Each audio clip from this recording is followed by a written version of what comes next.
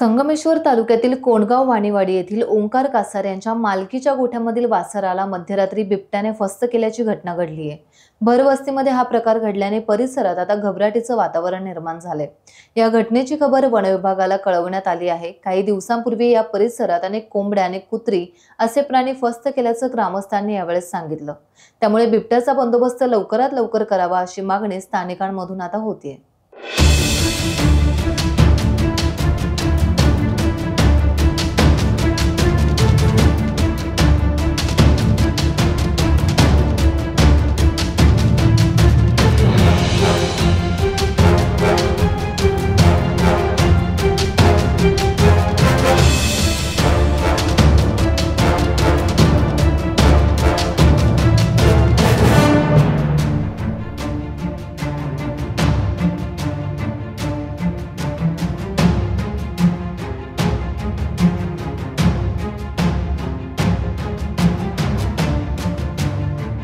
Times डिजिटलला like करा, share करा, subscribe करा आणि बेल आयकॉन दाबायला विसरू नका।